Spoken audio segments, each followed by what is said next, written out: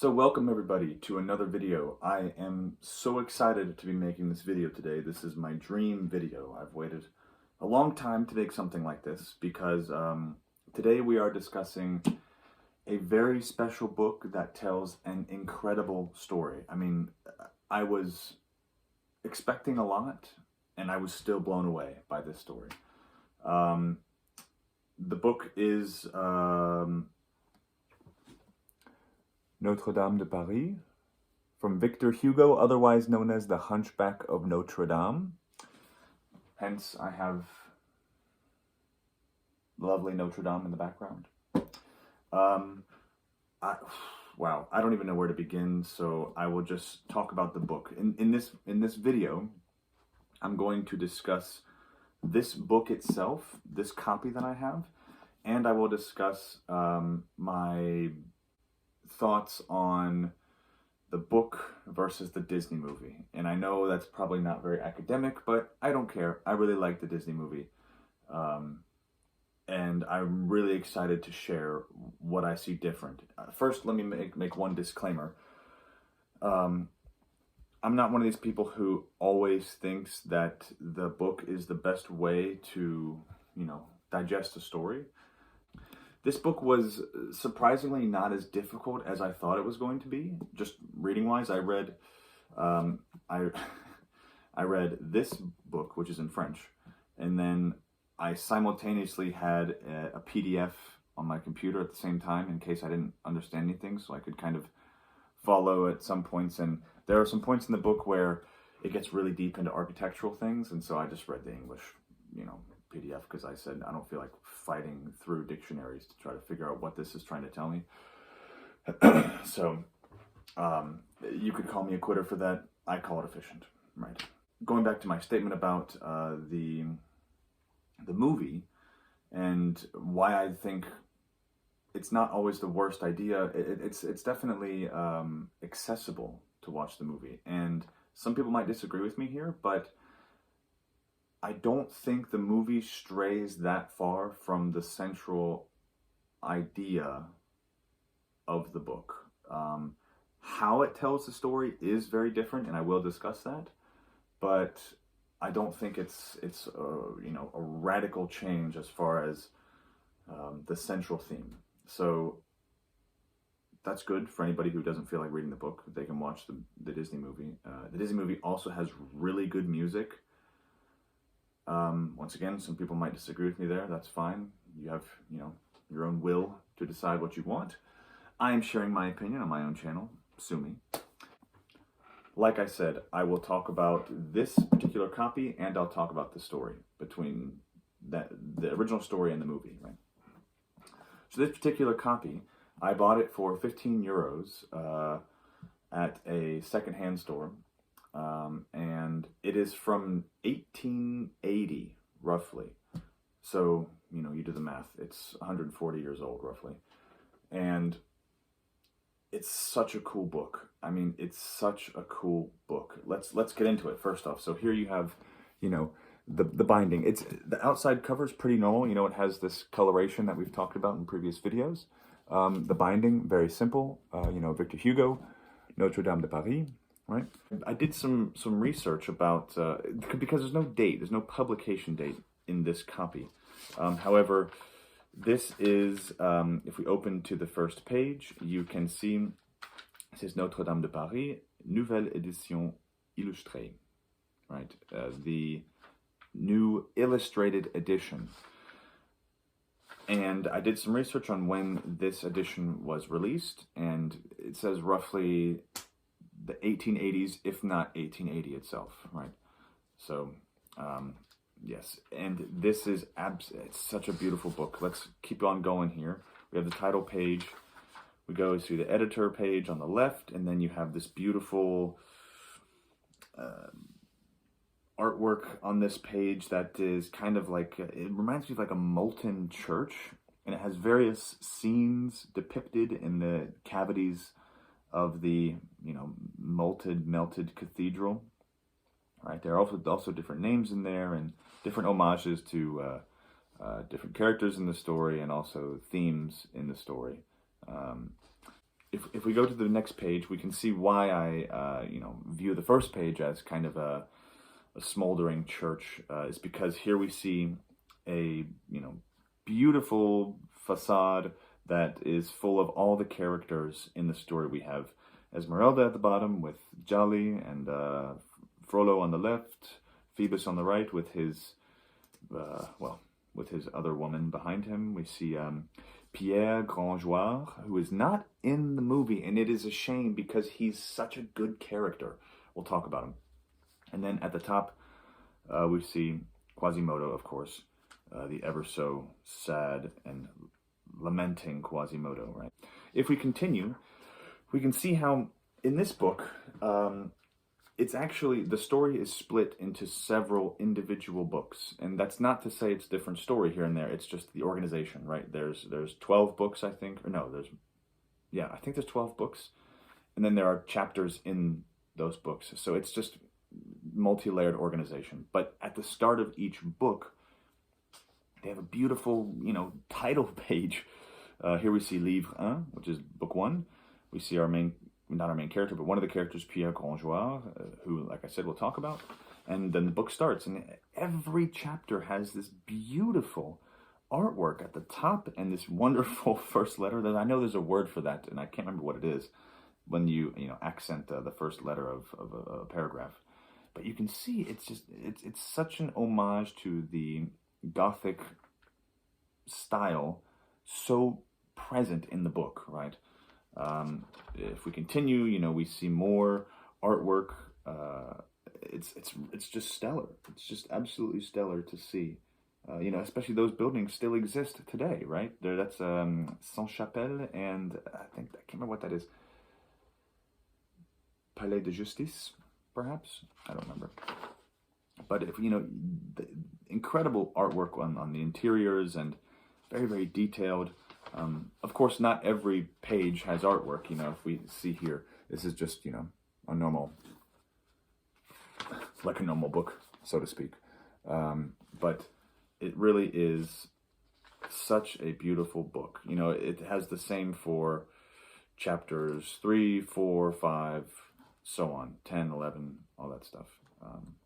It's an absolutely stunning book. Really, it really is. It's absolutely gorgeous.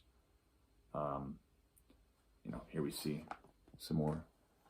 This is a tavern. This is, a bishop arriving. It's wonderful. In addition to the book itself, in the story, starting at around book 3 out of 12, I think the entirety of book 3 is dedicated to the architecture of Notre Dame, and one of the chapters is called Paris from a Bird's Eye View. And in that chapter, it shows, Victor Hugo speaks and discusses and gives his brilliant insight into the architecture of Notre Dame itself, and then into the kind of construction and layout and architectural design of Paris. And it has nothing, I don't want to say it has nothing to do with the story, because the story would not be as impactful without these architectural descriptions and just the deep insight into medieval Paris. Without it, the story would feel kind of empty. It would feel kind of, like it's not actually taking place in a real place. Maybe some people might find it boring, and that's fine. Everybody has different tastes, but it truly is a key aspect to understanding where the story is taking place, why the characters behave in the way they do, some of the attitudes that they hold towards the city, towards other Parisians as well. And it gives you so much insight. It truly is brilliant. It's very insightful. I really, really enjoyed it. In the book, we see pictures of Paris from different perspectives. So, we can see from the south, looking onto Notre Dame from the south, very detailed there. You can see Montmartre in the background. That's the hill on the left. And I think that's Butte Chaumont on the right. I'm not entirely sure about that. But if we continue on, then it switches to this a view of Paris from almost the direction of Montmartre, so kind of from the northwest. You can see Notre Dame in the background. You can see the Louvre in the foreground. And then this book also gives us a look at, the ancient Louvre and how that complex was structured, right? And it also gives us a couple other perspectives of Paris from the eastern side of the Seine and also from the western side of the Seine. And, of course, Victor Hugo goes into tremendous detail about the history of the city, how it came to be. Technically, it's not necessary to the story, but it adds so much weight to the events that happen. You really are drawn in and you experience what happens in the story as if you're actually on those cobblestone streets. He has another chapter, I don't know if it's a full chapter or not, I can't remember. It's Frollo is speaking with two men in his office, for lack of a better term. And there's a chapter dedicated to how the invention of the printing press changed how people, commoners, let's say, expressed ideas, and how up to that point architecture served as the main form of expression for the common folk.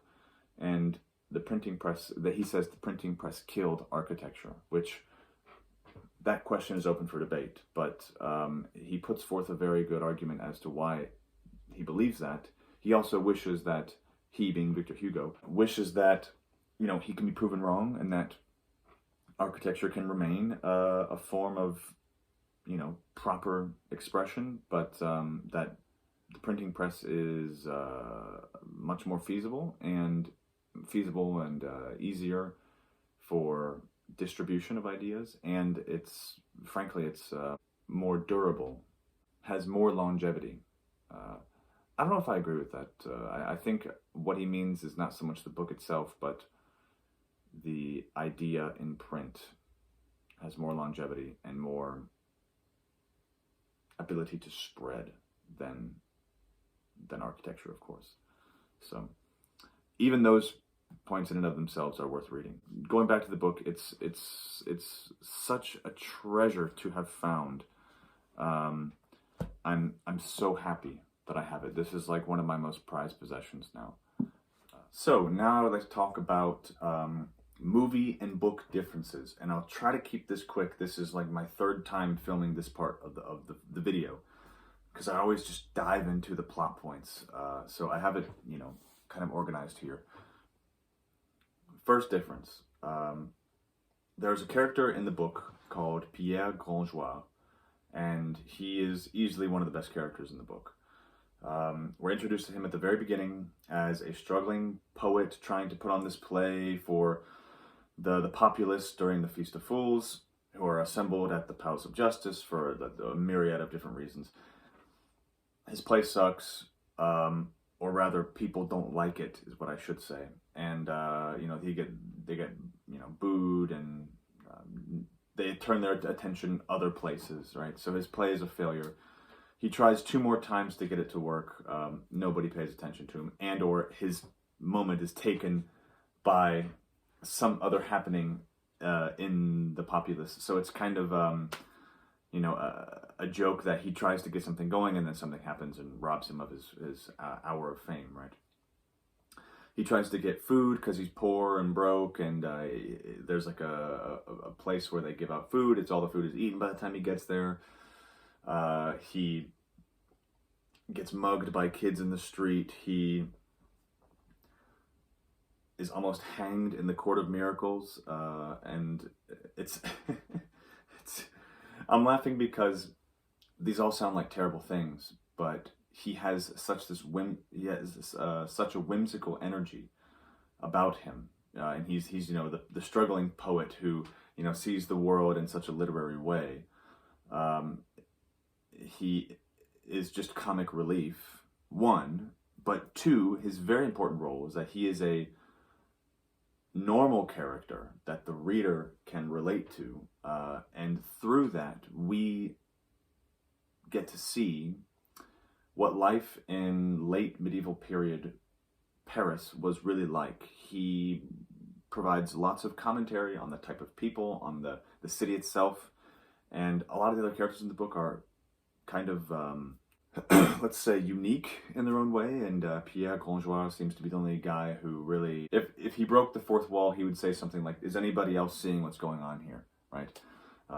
He has such an innocence about him due to his love for poetry and simplicity. Because of that, he makes a great unwilling narrator of the events that are happening, because he is a supporting character in most of them. So he's one difference. Second difference is characters, and I'm going to break that down. So first, Quasimodo is not that different from his movie version.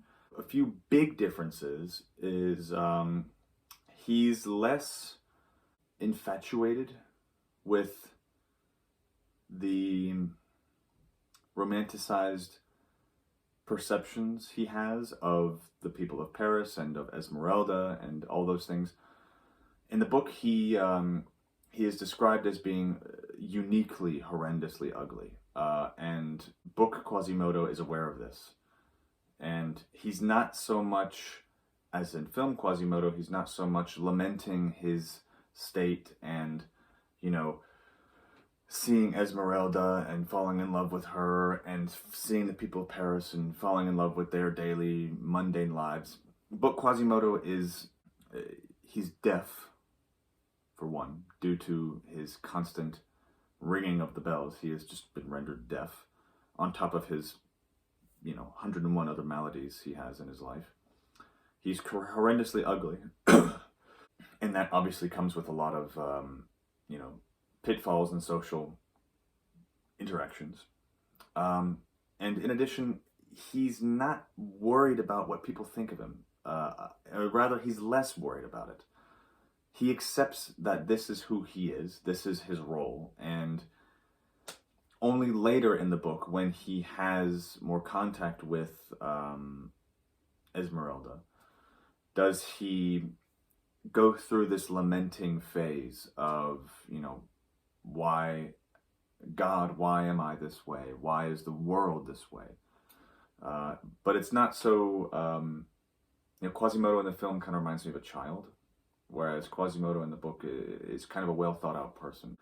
But he doesn't, articulate himself like a normal person, because he is deaf and often uses the, people who know deaf people, we know when they speak, their tone and cadence is off. And so imagine that also combined with somebody who has a lot of disformities. It can be a bit of a challenge for him to verbally communicate, but he does it. And he has, I would say, the same selfless attitude, very much so, that we see in film Quasi. Book Quasi is the exact same selfless individual, and because of that, it is even more heart-wrenching to see him in his situation due to his acceptance of it. So, second character I want to discuss is Phoebus.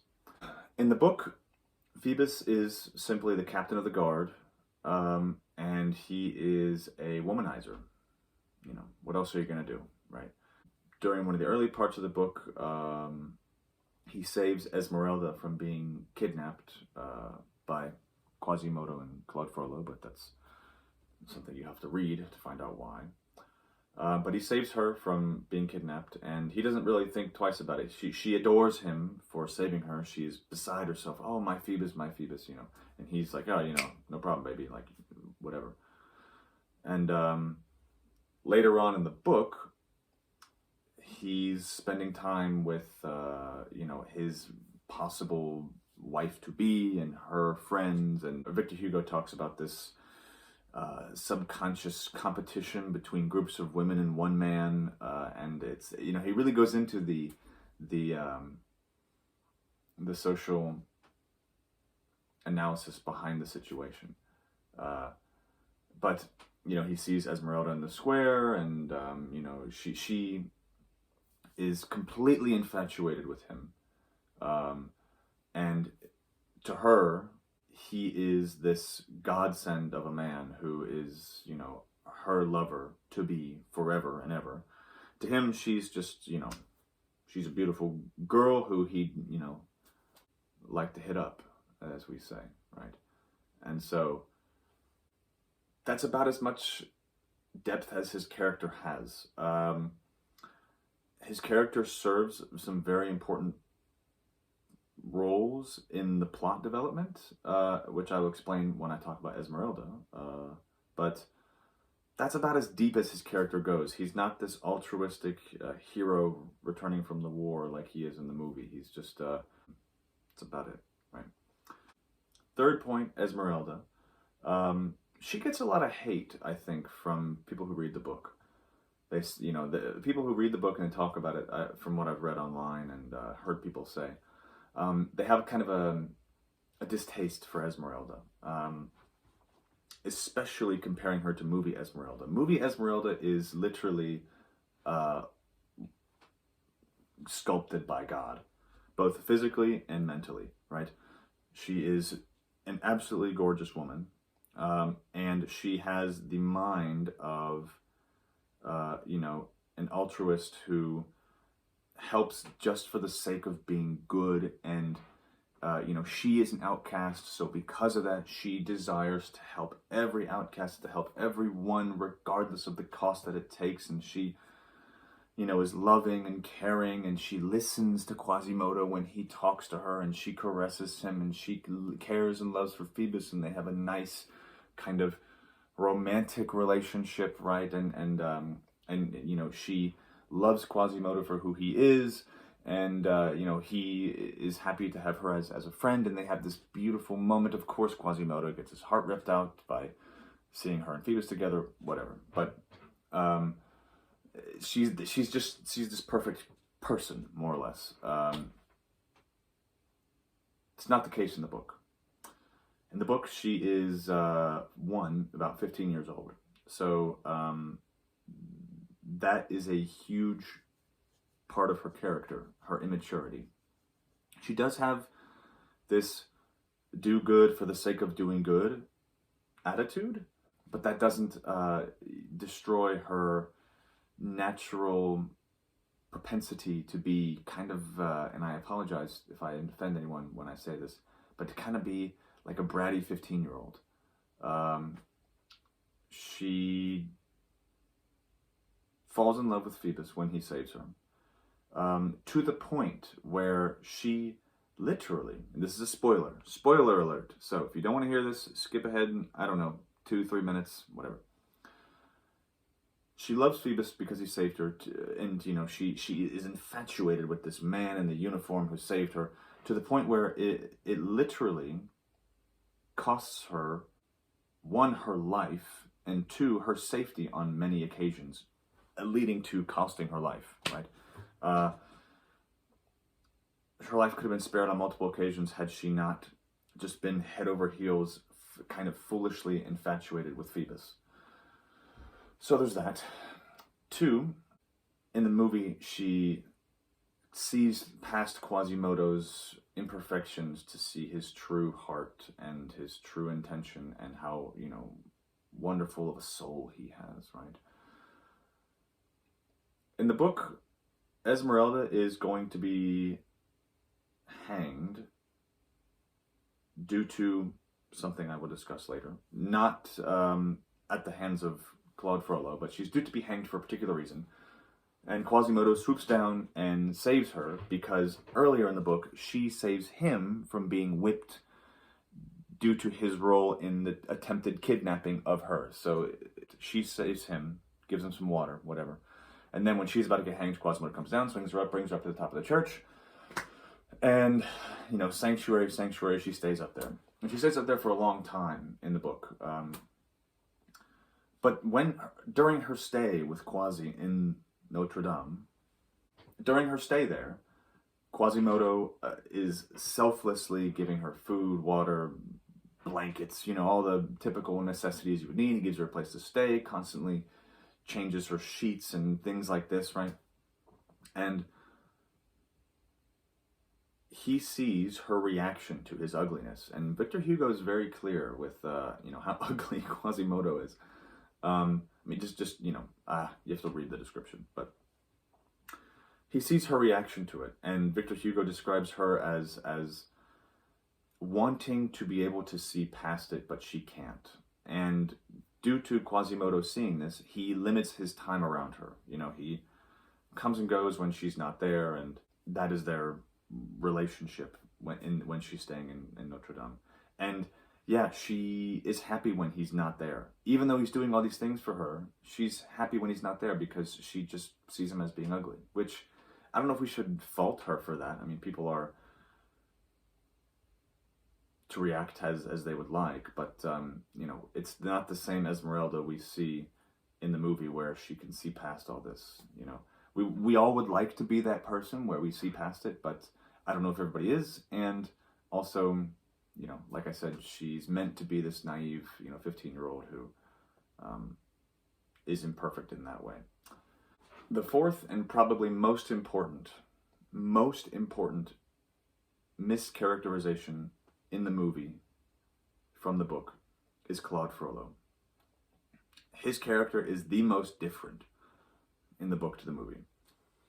Which is interesting because people tend to praise movie Frollo as being, a very believable villain and just a good one in all cases. But book Frollo is very, very different. He has no place in the justice system. Movie Frollo, he stays at the Palace of Justice. He's kind of the justice system. It's a misnomer from, understanding medieval culture, for one. And you learn a lot about late medieval period culture and justice system and societal organization from the book. It's a historical piece in and of itself. But Frollo in the book is a man who spends his entire childhood up to 1820 or so, just completely devoted to learning everything he can.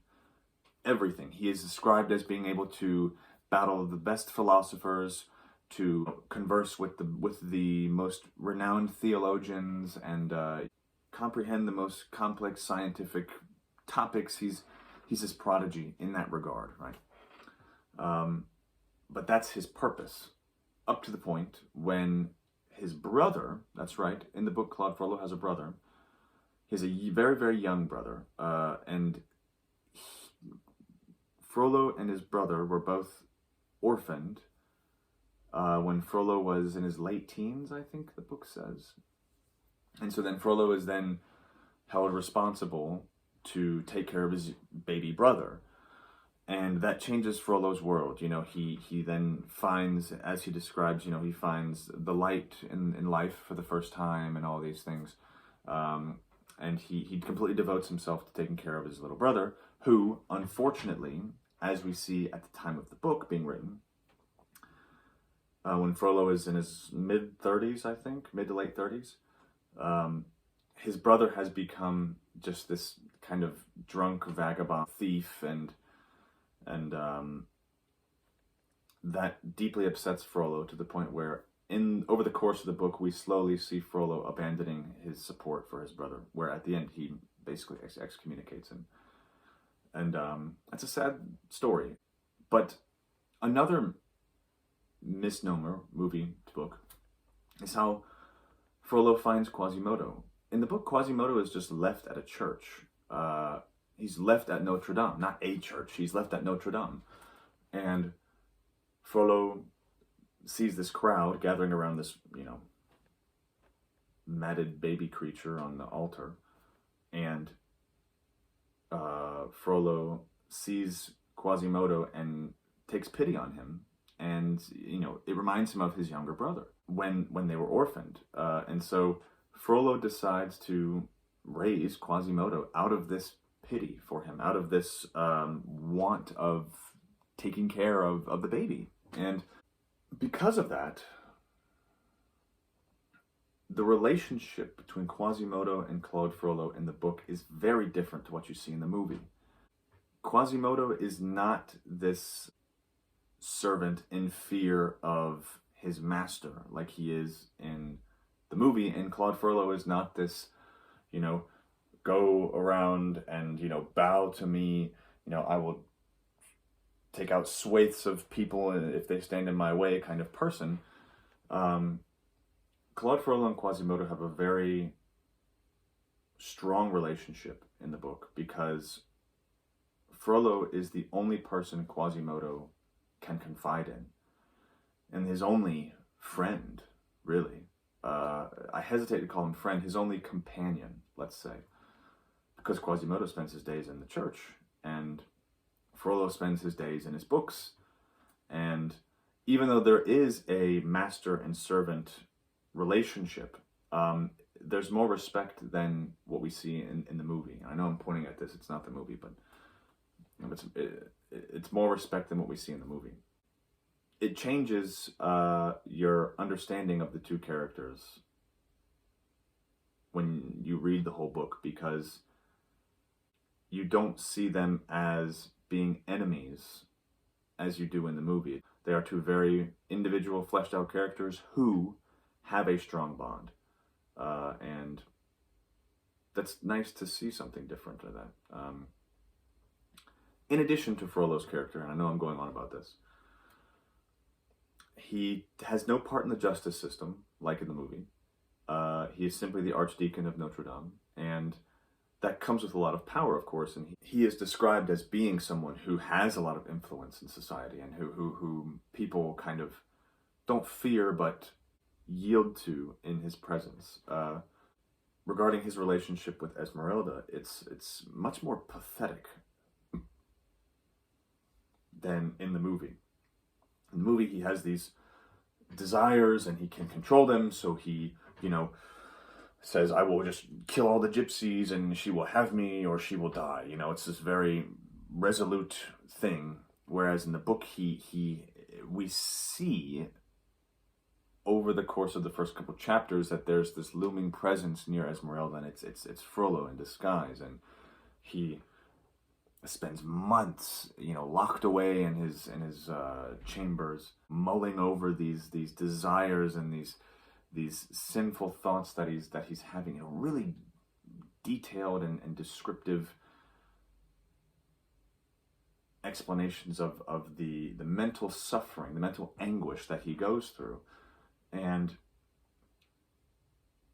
while the one song in the movie does a good job of just kind of summing this up, boom, done, the book does a good job of letting us see that anguish evolve and take form from this passive observance to a festering obsession. And I say he's more pathetic because he doesn't have this burning of Paris and, I will kill who stands in my way. Although he does attempt to kill Phoebus, which he then tries to frame Esmeralda for, and there's a whole story behind it. The entire time, to the moment she dies, he is groveling at her feet. And she is repulsed by him. She's like, ooh, you old, he's like 36, but she's like, ooh, you old disheveled man, you killed my Phoebus, oh my Phoebus. She's quite annoying in that regard, but he's groveling at her feet, saying, I will rescind my faith even to just have any semblance of your love for me. And she does give to him, obviously, and he, even to the moment when she is about to die, he feels that. And of course, spoiler alert, she does die, and that sets him free in a way, but he is then, well, I won't spoil that either. But I found his character to be beautifully written, and his presence in the story is one that truly changed how I viewed the story of the Hunchback of Notre Dame, due to having only seen the film prior. I think everybody should experience the brilliance that is the book, and this was a wonderful insight into not only late medieval period France, but also into Victor Hugo's own time, post-revolution France, because Hugo is not afraid to break the fourth wall and discuss the happenings of France at the time when he wrote the book. And so I really enjoyed that. I really enjoyed the book. I cannot recommend it enough. I mean, it is one of the most beautiful pieces of fiction I've ever read. Yeah.